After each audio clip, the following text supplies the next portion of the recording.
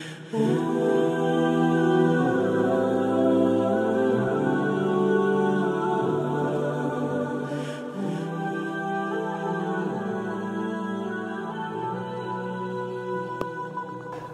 alaikum wa rahmatullahi ta'ala wa barakatuh.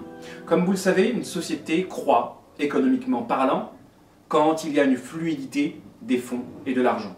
Donc une société se développe, se voit croître au niveau économique lorsque les différents éléments qui composent celle-ci ont confiance en la société et deviennent des consommateurs.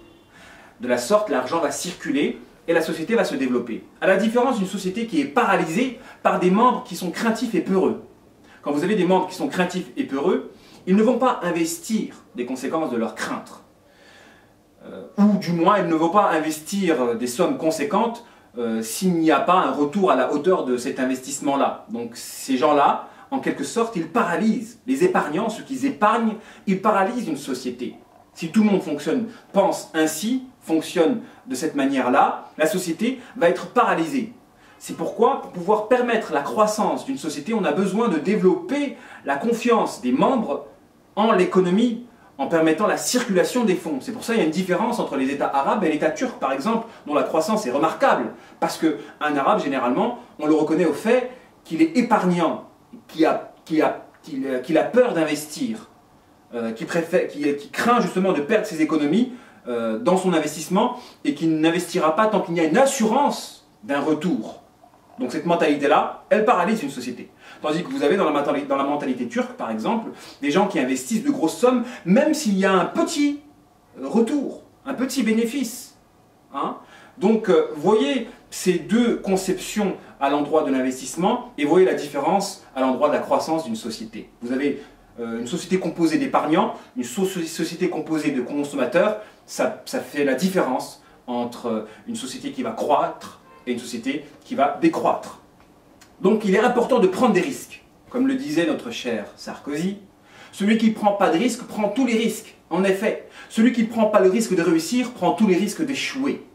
C'est pourquoi, pour pouvoir réussir, il faut qu'on prenne des risques. Et il existe une voie, la voie de se jeter dans l'eau afin d'apprendre à nager et de ne pas se limiter à la simple théorisation.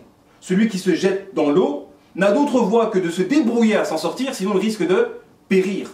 Donc, il existe une voie qui nous permet de bouger, c'est de se lancer dans des projets. Lancez-vous dans des projets afin que le lancement vous contraint à bouger. Parce que si vous ne bougez pas, vous allez perdre les investissements liés à cet entrepreneuriat-là.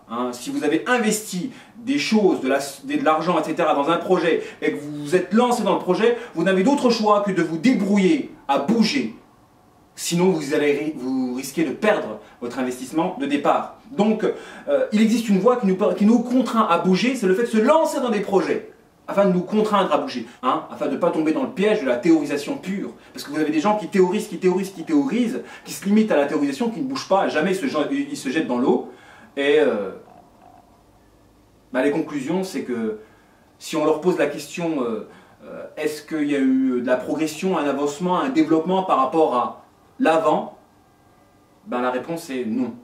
On est toujours au même niveau, au même niveau. Des fois, il faut bouger, donc tout le temps avec un juste milieu, théoriser et pratiquer un juste milieu. Il faut théoriser un petit peu et ensuite pratiquer, mais pas uniquement pratiquer sans théoriser parce qu'on risque de fragiliser le projet, et non plus théoriser pur. En France, ce qui caractérise les gens, c'est qu'ils théorisent, ils parlent beaucoup.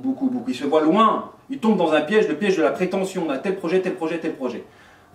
Donc il faut bouger, il faut vous investir, et parfois il faut se contraindre à bouger pour pouvoir réellement bouger. Donc il faut se lancer dans des projets pour pouvoir réellement bouger.